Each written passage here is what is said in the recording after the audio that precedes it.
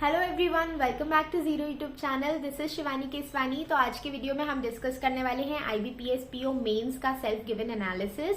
मैं अभी एग्जाम देके आई हूँ और मैं आपसे डिस्कस करूंगी कि क्या रहा एग्जाम का लेवल, क्या रहे मेरे अटेम्प्ट्स और किस टाइप का एग्जाम आया था। इवन अगर आपने एग्जाम नहीं दिया है तो भी आप इस वीडियो को देखिए, जिससे कि आपको पता चले कि आप आगे जाके जो मेंस का एग्जाम लिखने वाले हैं उसमें किस टाइप के क्वेश्चंस पूछे जाते हैं। तो मैं आज आपको क्वेश्चंस भी बताने वाली हूँ किस टाइप के आए थे, क्या क्या क्वेश्चंस आए थे, तो वो भी डिस्कस करेंगे। डिस्क्रिप्टिव में क्या क्या आया था, सारी चीजें, एक एक छोटी छोटी चीजें मैं आपके साथ डिस्कस करने वाली हूँ। तो आइए स्टार्ट करते हैं। हम रीजनिंग से स्टार्ट करेंगे।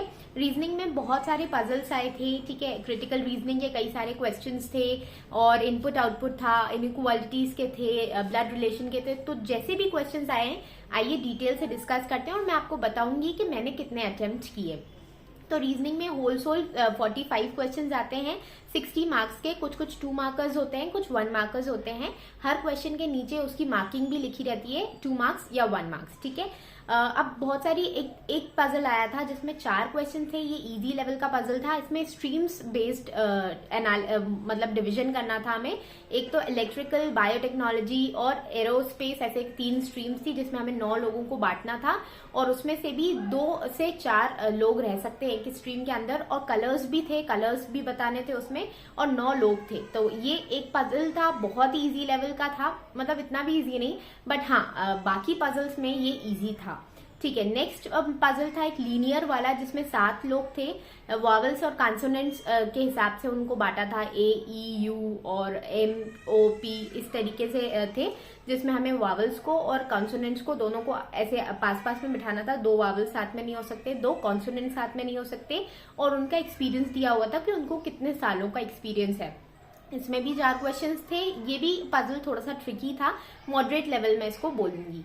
नेक्स्ट आ जाते हैं कोडेड सिलॉग्स। तो इस पे 3 क्वेश्चंस आए थे। सिलॉगिज्म्स आए थे A परसेंटेज B, इस तरीके से आए थे कि A परसेंटेज B का मतलब है ऑल A इज B, इस तरीके से आए थे क्वेश्चंस। तो ये थोड़े से मैं कहूंगी मॉडरेट ही थे, टफ नहीं थे, इनको आप आराम से कर सकते थे। अब आ जाते हैं लॉजिकल रीजनिंग। तो क्रिटिकल रीजनिंग के जो क्वेश्चंस होते हैं 5 से 6 क्वेश्चंस आए थे। कई सारे 2 मार्क्स के भी थे, कुछ 1 मार्क्स के भी थे। तो ये मैंने आपको बताया भी था इसकी तैयारी कैसे करनी है। अगर आप करके गए हैं तो बहुत अच्छे से आप इसमें स्कोर कर सकते हैं। मैंने इसके सारे क्वेश्चंस कर लिए थे।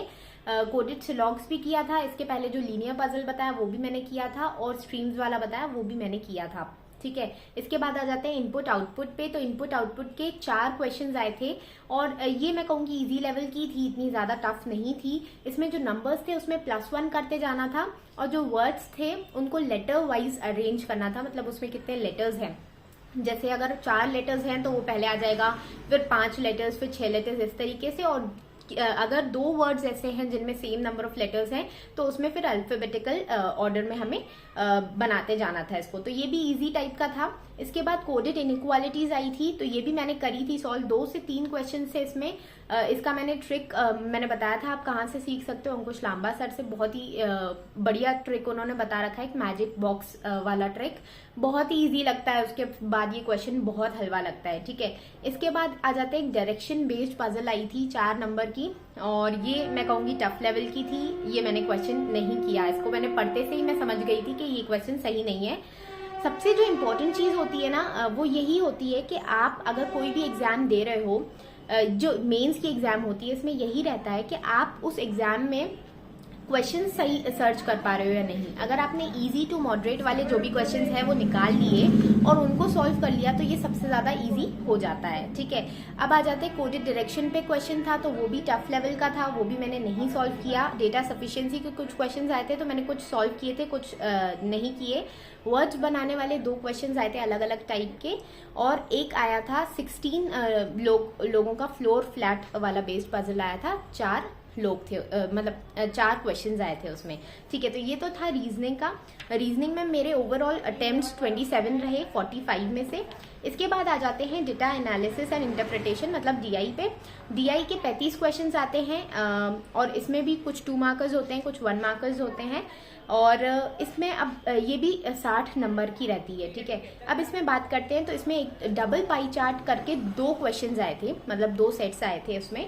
एक तो गर्ल्स बॉयज वाला आया था, स्टूडेंट्स वाला, बहुत ही ईजी था, आपने कर लिया होगा। उसमें टोटल नंबर ऑफ स्टूडेंट्स दिए थे, बॉयज़ का दिया था, फिर गर्ल्स का निकालना था। मिसिंग नंबर टाइप का था तो हम आराम से निकाल सकते थे। एक नंबर ऑफ शेयर्स वाला था जिसमें शेयर्स दिए हुए थे, इतने नंबर ऑफ शेयर्स हैं और पर प्राइस है तो वो दिया हुआ था, उस तरीके से उसे सॉल्व करना था। तो ये भी मैं कहूँगी मॉडरेट लेवल का था, टफ नहीं था, इसको आप कर सकते थे।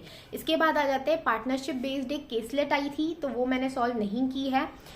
वो मेरे ख्याल से थोड़ा सा मॉडरेट लेवल की थी। आगे बढ़ते हैं तो नंबर सीरीज के 2 क्वेश्चन आए थे, 2 स्टेटमेंट्स आते हैं। जो स्टेटमेंट 1 में एक मिसिंग नंबर सीरीज दी थी, स्टेटमेंट 2 में एक रॉन्ग नंबर सीरीज दी थी। अगर आप लॉजिक फाइंड कर लेते हैं तो क्वेश्चंस बहुत ही ज्यादा इजी थे। इसके बाद आ जाता है एक स्पीड टाइम डिस्टेंस वाली एक आई थी जिसमें रेसिंग कराई थी 4 कार्स की, और उसमें कुछ ड्रिफ्ट और क्रैश करके भी कुछ था। ये भी इजी लेवल की थी, इसमें कुछ क्वेश्चंस बहुत ही इजी थे, आप आराम से कर सकते थे। मैंने इसमें से एक क्वेश्चन छोड़ा था, बाकी मैंने बना लिए थे। एक पाइप्स और सिस्टर्न करके एक डीआई आई थी, वो बहुत टफ लेवल की थी मुझे लगा। मैंने उसको पढ़ा भी नहीं, बस क्वेश्चन पढ़ के ही मैंने उसको हटा दिया था। उसमें वॉल्यूम भी दिया हुआ था और बहुत अलग अलग टाइप की चीजें थी।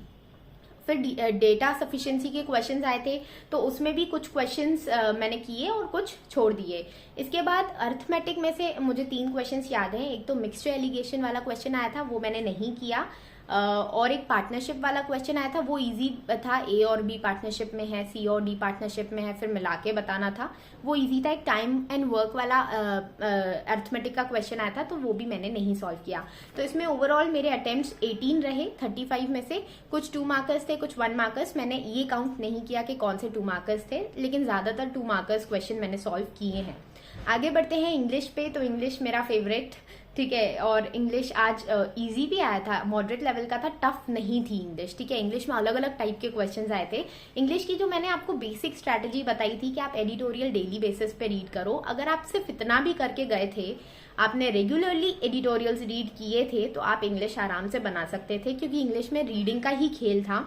एक नया टाइप का क्वेश्चन आया था जिसमें आपको एक स्टेटमेंट दे दिया है और वो स्टेटमेंट की मीनिंग कौन से 5 ऑप्शंस में से कौन सा स्टेटमेंट डिलीवर कर रहा है वो टिक लगाना था। इससे 5 क्वेश्चंस आए थे, वो भी 2-2 नंबर के। तो आप समझ सकते हैं कि कितना इजी रहा ये। अगर आपकी रीडिंग अच्छी है तो ही आपके लिए इजी रहेगा, वरना बहुत कंफ्यूजिंग ऑप्शंस भी थे, ठीक है।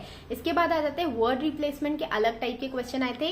वर्ड स्वैप करना था, तो 2 क्वेश्चन तो सीधा सीधा स्वैप के आए थे और उसी में से 2 क्वेश्चन कनेक्टर के आ गए थे कि 2 स्टेटमेंट थे, उसमें स्वैप कर दिया हमने और फिर उन दोनों को कौन सा कनेक्टर ज्वाइन कर रहा है।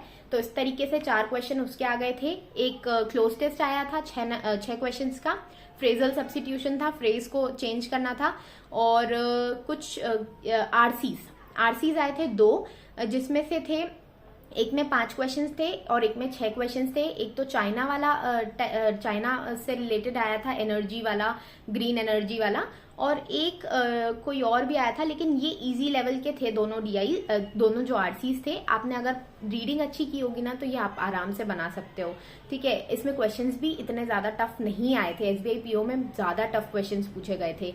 इसके बाद आ जाते हैं एक न्यू पैटर्न आया था क्वेश्चन, उसमें क्या था, 5 क्वेश्चन आए थे ऐसे, उसमें एक पैराग्राफ दे दिया था, उसको आप पढ़ो और उसके बेस पे क्वेश्चंस दे दिए थे। आप बताओ कि इस पैराग्राफ के थ्रू आप इनमें से कौन से क्वेश्चंस को आंसर कर सकते हो। तो ये भी अलग टाइप का क्वेश्चन था, आप आराम से बना सकते थे अगर आप देख के परेशान ना हो जाओ। इसलिए मैं आपको कहती हूँ कि एक तो रीडिंग करो और एक प्रैक्टिस करो।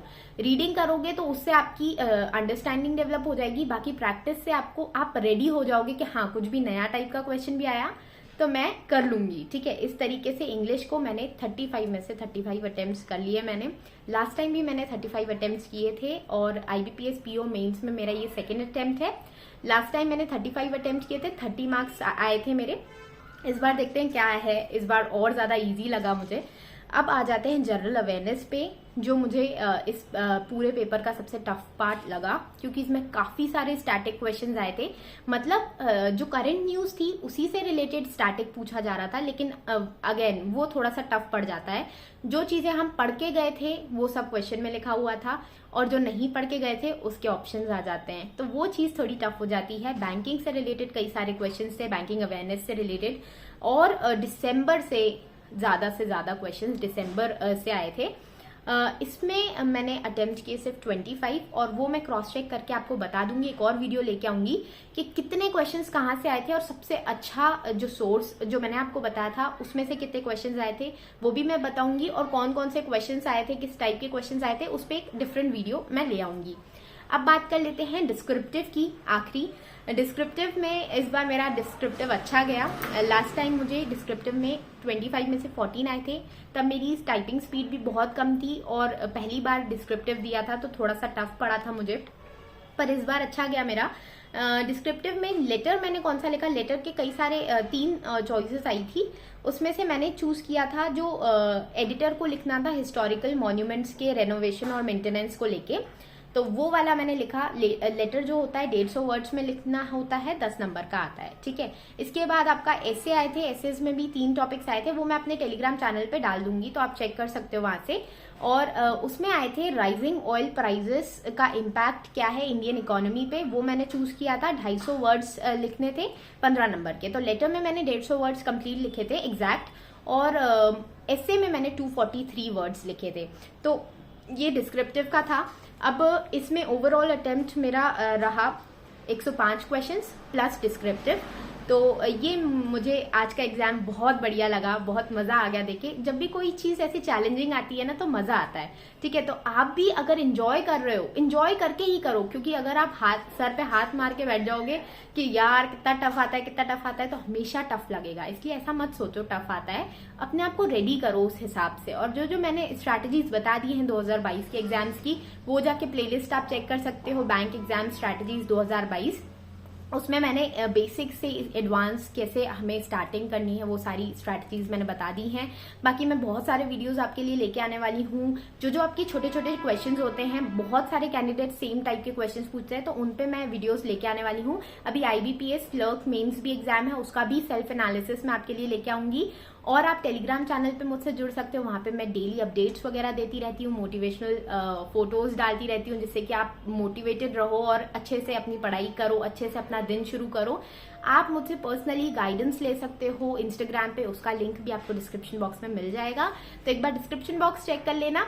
और मिलते हैं अब अगले वीडियो में। Thank you everyone, bye bye.